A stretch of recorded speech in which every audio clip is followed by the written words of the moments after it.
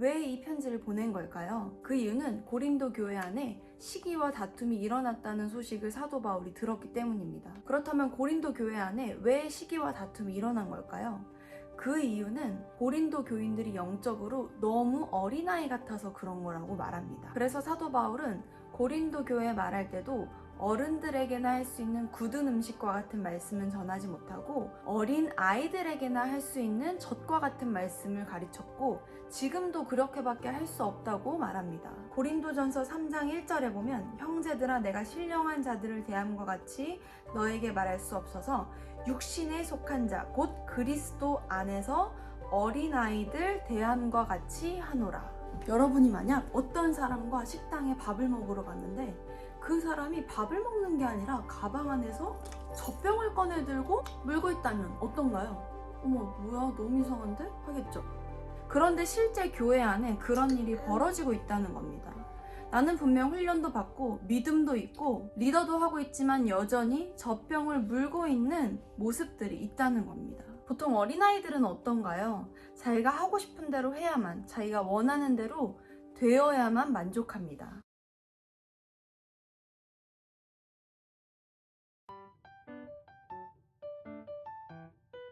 나는 4살이에요. 남주희라고 해요.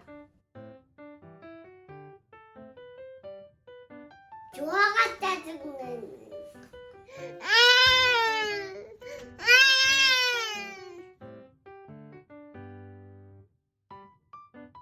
네. 근데 조화는 아기라서요. 여러분, 우리가 오늘 반드시 기억해야 하는 한 가지가 있습니다. 우리가 교회를 다니고 나이를 먹고 사역을 한다고 해서 영적으로도 어른인 것은 아니라는 사실을 분명히 알아야 합니다. 그렇다면 왜 영적으로 어린아이와 같은 걸까요? 하나님을 알고 말씀도 수없이 듣고 예수님을 믿고 사랑한다고는 하지만 하나님과 진짜 대면하고 문제 앞에 막 요동치는 나의 자아와 직면하는 시간을 지나가는 과정이 없었기 때문입니다. 저도 제 안에 이런 영적인 어린아이가 있다는 것을 깨닫는 시간이 있었습니다. 저는 굉장히 이른 나이에 결혼을 하고 사역을 시작했습니다. 그래서 겉으로 보기에는 남들보다 빠르게 가는 것처럼 보였습니다. 그런데 제가 결혼을 하고 사역을 시작하려고 하니까 제가 예상하지 못했던 문제들과 관계 어려움들을 마주하면서 제 안에 있던 진짜 이 연약한 본성들이 하나하나 드러나기 시작했습니다. 저의 진짜 신앙이 드러난 거예요. 근데 그 당시 저는 결혼을 했고 또 사모였기 때문에 그 누구도 저를 가르치지 않았고 또 간섭하려고 하지 않았습니다. 그렇기 때문에 저는 끊임없이 그냥 그 시간을 피하고 모면하려고만 했어요. 물론 제가 저 스스로도 너무 힘들었지만 제가 나중에는 정말 사모도 감당을 못하겠는 거예요. 그때 제가 알았어요. 아, 내가 부모님을 통해서 그리고 사람을 통해서 들은 신앙이었다는 거예요. 사랑하는 뉴송교회 여러분, 우리는 누구나 인생 속에 반드시 하나님을 경험하고 직면하고 대면해야만 해결되는 순간에 부딪힙니다.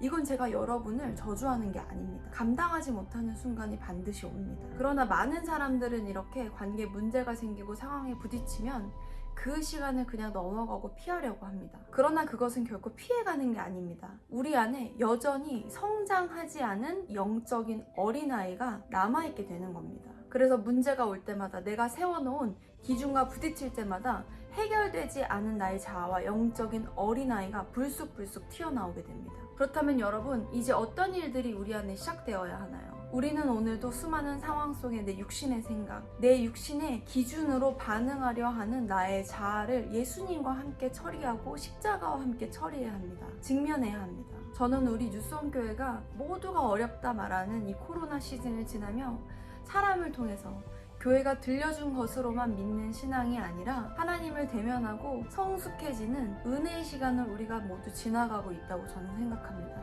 여러분, 우리가 왜 코로나를 두려워하고 왜 코로나가 진짜 있다라고 생각하나요? 분명한 현상과 반응이 있기 때문입니다. 기침이 나고 폐렴이 걸리고 열이 나고 자아와 부딪히고 있는 이 시간들 속에 분명 여러분 안에 성령님이 역사하고 계시다는 반응과 현상들이 일어나고 있습니다. 지금 여러분이 이 말씀을 듣고 있고 말씀에 대한 갈망이 일어나기 시작하고 여러분이 지금 자아와 부딪히고 있고 고민하고 있다면 하나님이 여러분 안에 일하고 계십니다. 그 시간은 분명 여러분을 성장시킬 것입니다. 그리고 여러분은 이미 성장하고 있습니다. 여러분 모두 사랑합니다. 축복합니다.